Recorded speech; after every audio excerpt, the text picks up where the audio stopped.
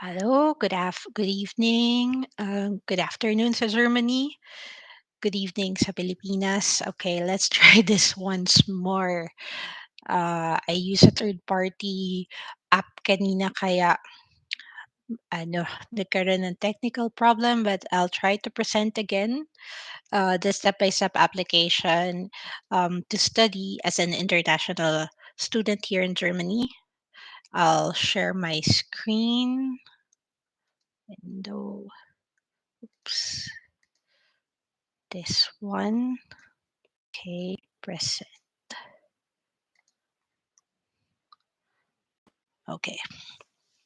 So, what are the steps? Step one, gather all your documents. Um, these are the documents that you need in applying. Usually, these are the common documents asked by universities.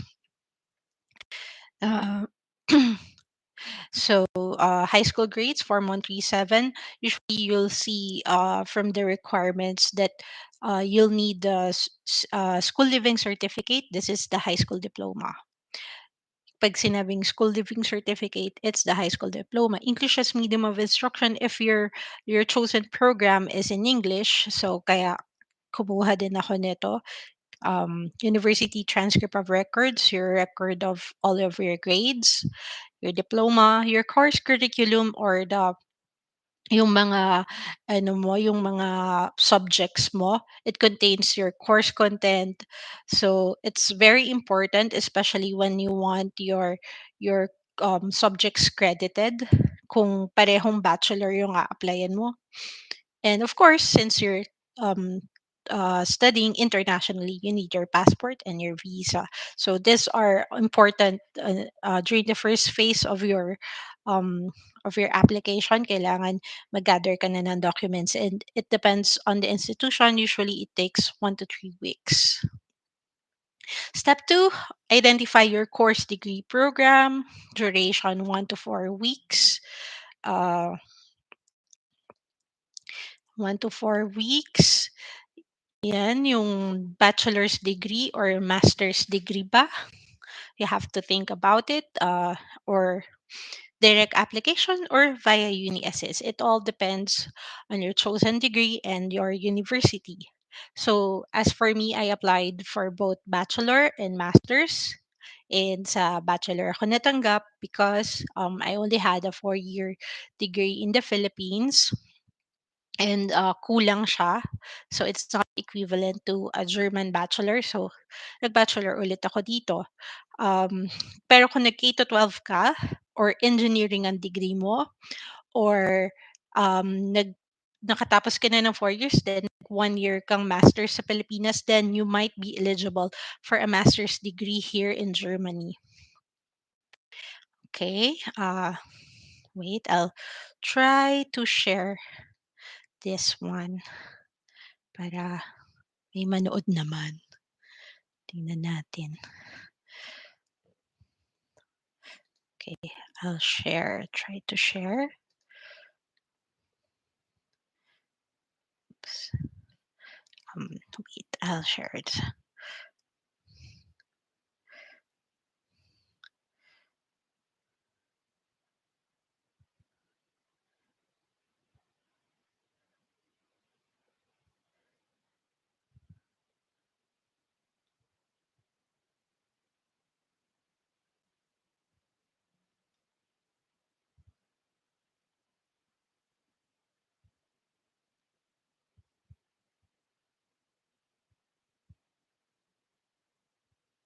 Okay.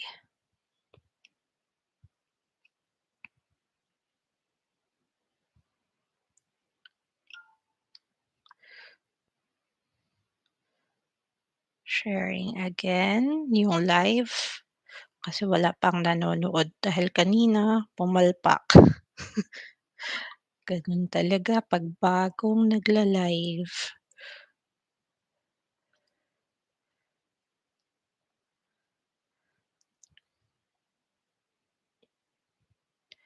Pumalpak ang audio.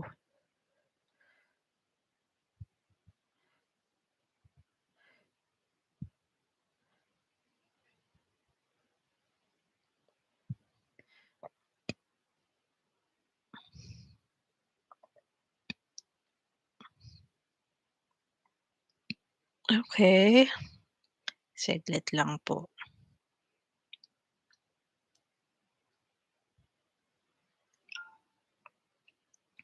Okay, so as I was saying, you have to evaluate whether you want to apply for a master's or a bachelor. So, nakadepende rin yan. So, sa pipiliin mo ding course and university. Um, Depende yan sa'yo how long it will take you, but around 1 to 4 weeks ang estimate. So, my tip is also to attend the webinars of mygermanuniversity.com. So, sino ba si My German University? They host um, webinars wherein yung webinars na yon, there are representatives from the university. So you'll get insights really in the application process that they have. And what else? Yeah, so mas mabuti bang uni assist or direct application? Well, based on my experience, merong negative rin about uni assist, like yung sa husband ko, kahit naman qualified siya for masters, hindi siya dininay siya ni uni assist. Then later on, when he applied for ZAB, uh, we um, we found out na okay naman pala na ano naman pala siya, eligible naman pala siya for masters.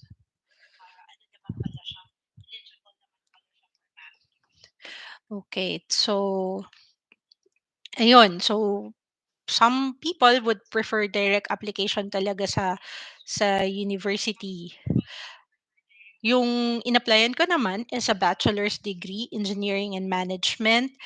So, nire-require nila na mag-VPD. Yung VPD is one of their requirements and si Uni-Assist ang nagpa-process nun.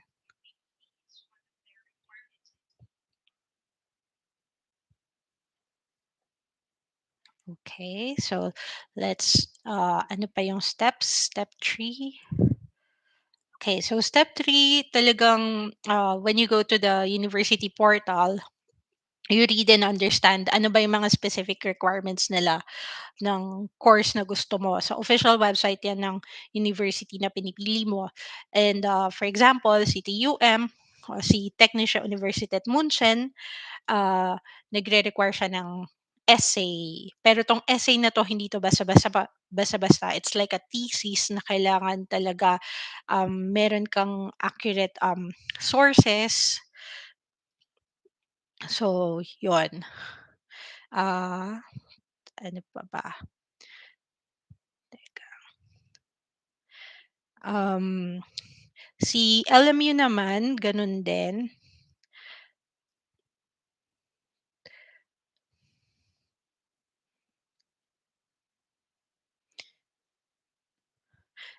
nagre-require din siya ng mga ganiyan.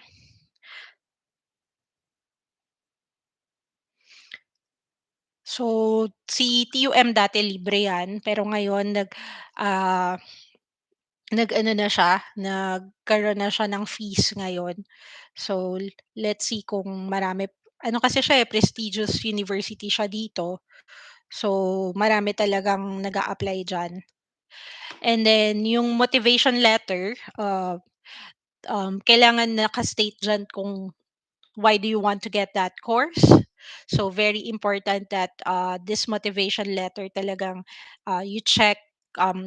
There are a lot of apps already, AI apps wherein you can check yung spelling, pero wag mong ipapagawa sa AI kasi madedetect nila yan. Yung ano, if ano, so syempre very important yung mga attributions, if you will attribute. So, don't plagiarize and basta gawin mo lang ng tama. And then yung ECTS naman, ano ba 'to? Ito yung European Credit Transfer. So, kaya mahalaga yung transcript of record mo kasi dito nila makikita kung enough ba yung units na nakuha mo before sa bansa mo or in your country. If all of the units that you've studied are enough for a bachelor or a master's degree. So ito yung credits. Minsan they have forms for this, so you need to input it manually.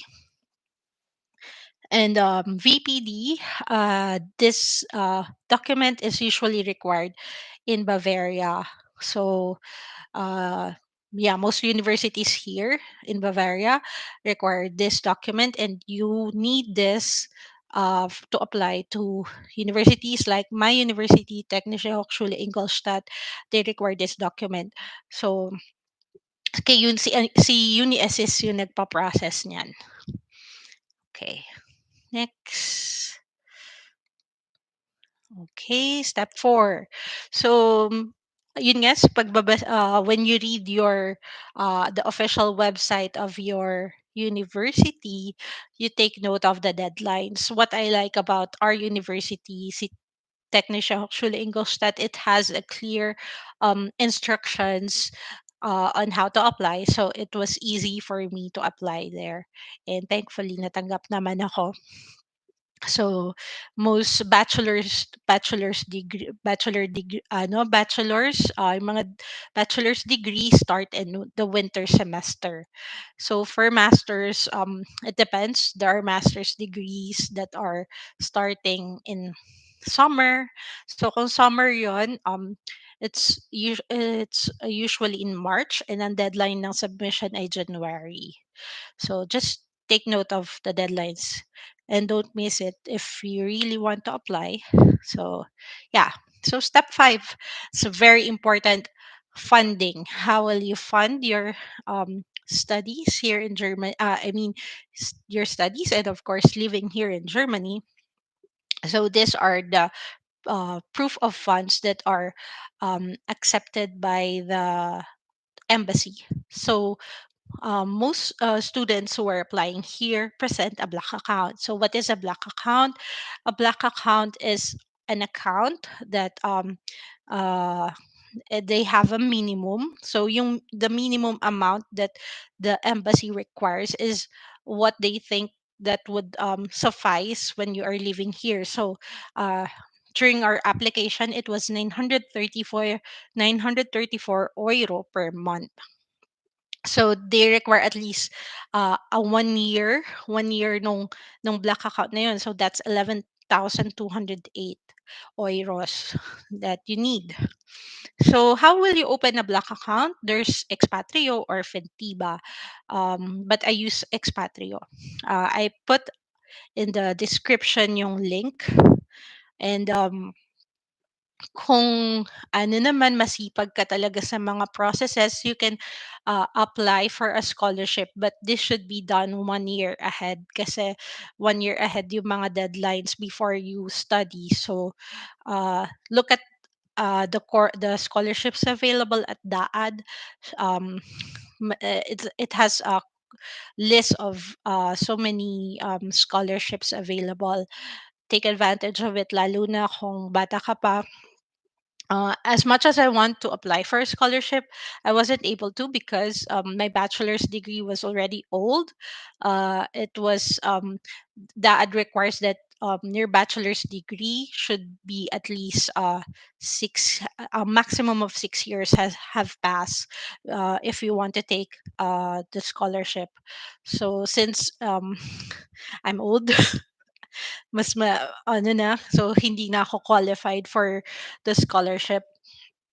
What else? A formal obligation or the Verpflichtung Erklärung. So just look it up sa Google if you have relatives in Germany na citizen na dito, German citizens, and then they can provide this document wherein the government will ask for their financial account. Um, and they will uh, be responsible for you. So, if sa kanila katitira, ito yung document na kailangan mo to show to the embassy. And kung wala ka namang relatives na German citizens dito, you can still, if your parents, you can show the bank accounts or financial accounts of your parents, pwede rin yon. So, pero ang sure talaga na laging na-approve is a black account. So, that's also what I did. I use a black account as to show the proof of funding. Okay. So step 6, yung visa naman, uh, while nakapag-apply ka na ng uh, ng course mo and you're just waiting. You have while waiting, you have to do this kasi check mo kung lahat ba meron ka na. So these are the requirements that can be seen at the German Embassy Manila website. Um, Make sure that you have both the original and the photocopies, and because these are the things that you will bring during your visa interview. Excuse me. Oh, uh what else? The admission letter. So this is the document that you are waiting for, the admission letter from your university. So all of the documents that you've seen in step 1. So check everything, and then the black account certificate. So if it's not a black account, the formal obligation, or the your parents' financial accounts that yun yung dadalhin mo. Um, the health and travel insurance certificate. You can also obtain this from a processor like Expatrio. That's what I use. The link is in the comment section, in the description. In course program, what is this? Since my course is taught in English, but we have a German course subject, I printed out the course catalog of of my program, which is engineering and management. And then German language certificate. There are courses here that require German language because aside from English, there are subjects that are taught in German. So they require at least B2 or B2 for that program. So just choose your program accordingly. So if you want a full English course, then I think it would be better because at least you don't have. But if you already have a German language certificate, then well and good. Accommodation, it was not required, but um, we submitted it just to be sure, and we were approved.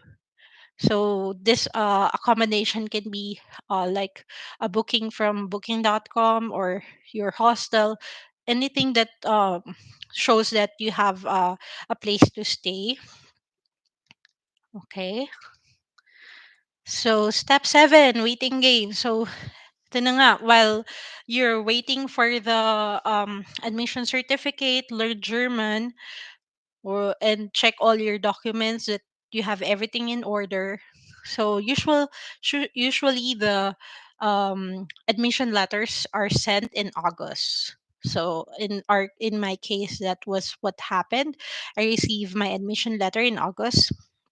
And then step 8, once you receive your admission letter, I would suggest you already set an appointment for your visa interview. Kasi minsan, mahirap kumuha ng slot. So, better uh, set it.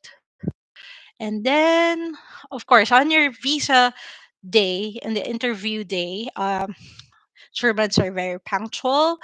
So, arrive on time at the embassy with complete documents.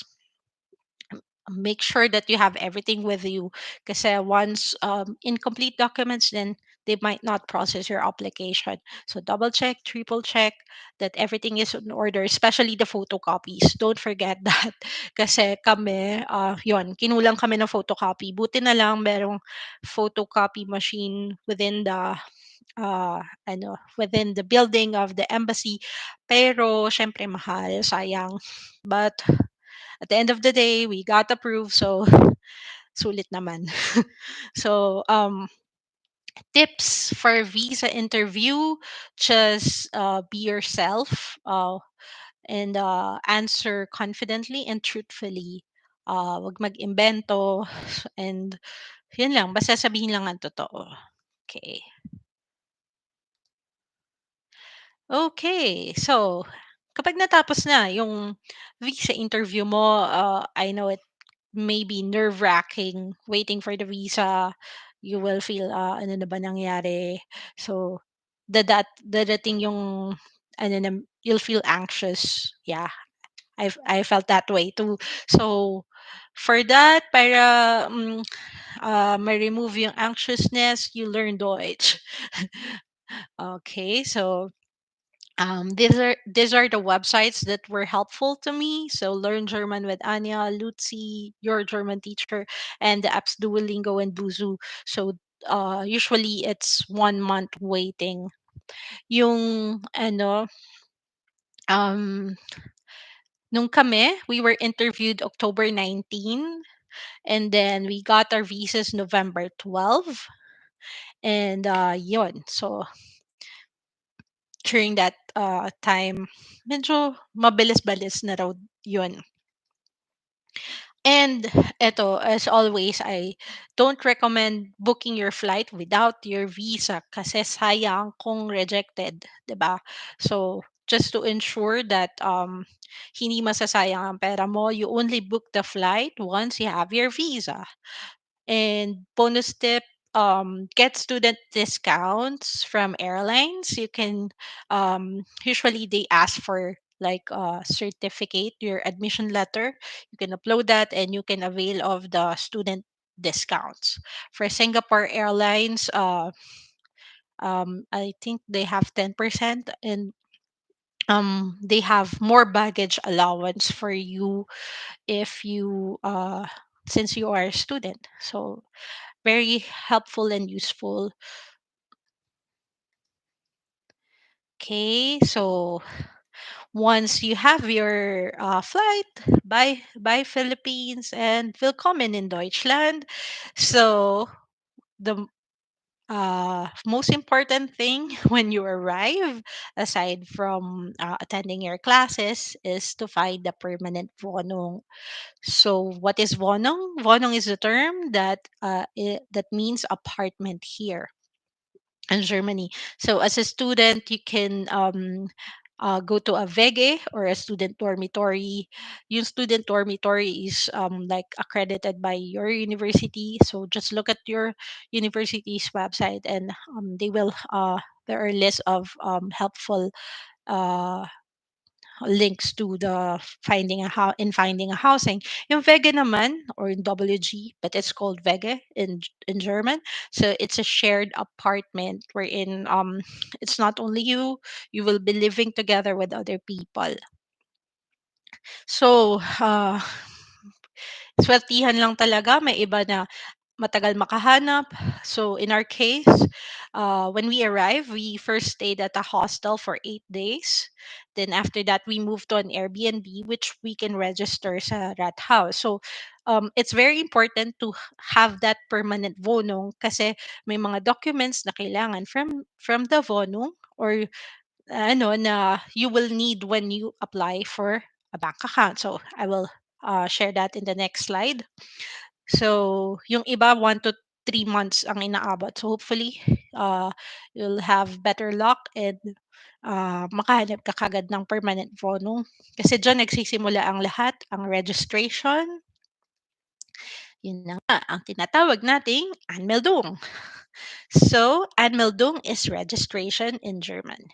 So, after you secure your permanent place to stay, you register within 2 weeks after you move into that permanent place. Um, After you move in, after you sign your contract with your landlord or kung sino man property manager, you will get a Wohnungsgebers Bestätigung as one of the documents that you need when you register at the Rathaus. Ano ba yung Rathaus? Rathaus is city hall in German. So, ito yung government, local government wherein you transact with all legalities here in Germany during your stay. So these are the list of documents that was listed in our city's official website. You can check your city's official website because it might be different. Then, after successfully registering at the Rat House, you expect to receive documents such as the Meldebescheinigung and the Steuernummer. So, what are these? So many terms. So maybe you're already overwhelmed. Bescheinigung is a confirmation that you're now registered. Nagpakilala ka na. Yay! Registered ka na, alam na ng Germany, nandito ka na. So, yun yung Bescheinigung. And you will need an ordner. Ordner is like yung organizer nila dito, wherein dun mo itatago lahat ng mga documents na ma-receive mo from the government. And ito yung mga first two documents that you receive. Steuernummer is your tax identification number. So, tong Steuernummer na to is once you start working, dito ka na nila i-charge. Ito yung tracking nila that you're paying your taxes. Okay. So, yan. So, next dyan is that you apply na for a local bank account to get your funds from the black account. So, in applying for a local bank account, yung mail de Bescheinigung, contract from landlord, lahat yan hihingin sa'yo ng bangko. During our start here, we use Sparkase kasi uh, ma- um, marami silang branches dito and it's easier to transact as newly arrived person. So thankfully na kuha naman namin yung pondo from that. But umalis na kami sa Sparkasa and moved to Commerce Bank kasi si Commerce walang charges per month. Si Sparkasa has around 8 euro per month for the account. So si Commerce, as long as you have a monthly deposit of 700 euro or since yung black account mo will disburse 934 euro per month, then that solves yung 700 euro requirement e-commerce bank. So no charges doon. So I prefer it now as my bank. Okay. Next, apply for an Aufenthaltstitel. So do not forget this kasi yung visa na ginamit mo to enter Germany is only valid for 90 days. So ano ba yung Aufenthaltstitel? It's your residence permit to stay here for the long term. So, usually 1 year ang binibigay kung bago ka lang. Pag renewal, 2 years na. So, in our case, 1 year lang yung binigay kasi family kami. Pero I have classmates who receive a 2 year residency kagad. So it really depends on the Auslander Behord. Ano ba si Auslander Behord? What does this mean?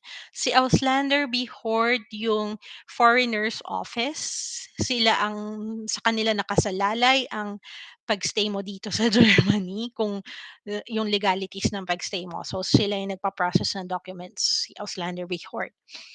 So, yung sa amin, mula from the time that we set a termine, what is appointment, until we received the actual ID, 7 months. It took 7 months. Etong because we arrived November, then we went to the uh, Auslander before February, and then na-receive ko na yung actual na ID in around June. So, ganun. Medyo mahabang proseso. Pero meanwhile, kasi nung February nun, expired na yung mag-e-expire na yung visa ko. Ang ginawa ng Auslander Behord, nagbigay sila ng tinatawag na Fictionsbescheinigung. So what is Fictionsbescheinigung? It's a temporary residence permit until you receive the physical ID or the Aufenthaltstitel, the Ausweis. Okay? So you have to familiarize yourself with all of these German terms kasi yan yung mga una mong ma-encounter when you arrive. Okay, so ito ang favorite ng lahat, magkano ba? Magkano? Laging siyempre dito nakasalalay ang, lahat kung feasible ba na magpunta dito. Ay, hindi siya kita. Okay, wait lang. Kita ba? Parang hindi kita. Ang sinasabi dito ay okay, itong proof of funds or black account. So, kung meron ka namang relative na willing sa'yong mag-ano, mag-sponsor. So, thank you sa kanya at, ah, hindi mo na 'to kailangan mo yung formal obligation na ano, formal obligation na document, okay. So, 'yan ang total nito approximately you need at least 800,000 pesos. Okay. So, it's if you compare it with other countries, yeah,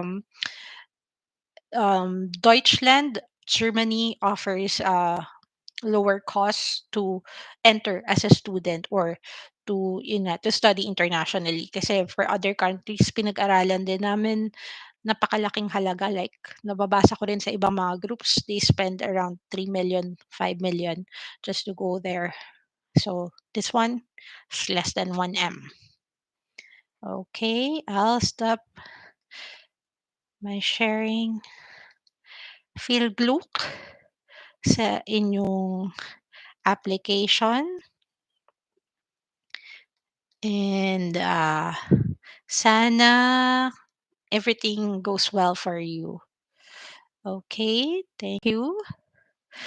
Thank you. Wala akong watchers, walang viewers kasi kanina nagloko. But I hope if you watch the replay, if you have questions, just post it in this chat. Dito ko sasagutin. Um, yeah, so it will help our channel to get views and hopefully we achieve yung required ng YouTube. But thank you so much for watching and I hope naging helpful itong live na ginawa ko, tong video, tong slides kasi pinaghirapan ko siya. Yeah. Gusto ko lang talaga makatulong din dahil naiintindihan ko yung struggle. I understand yung parang clueless ka, hindi mo alam kung ano ba talaga, paano yung proseso. So, heto na. I compiled everything, pati yung mga links, mga research ko, kung saan ako nag-research. So, ang key talaga dito, number one, research thoroughly, read, and understand everything. So, yan. And, pa ba? Learn Deutsch. Yun ang napakahalaga dito sa Germany. Uh, that du musst Deutsch lernen. Kasi they say learning the language is the key to success here. Dahil kahit marunong silang mag-English, ah, hindi sila magsasalita ng English. That's the way it is. They love their language. Talaga. So, thank you for watching and just comment and I'll try my best to answer everything. Thank you. Bye.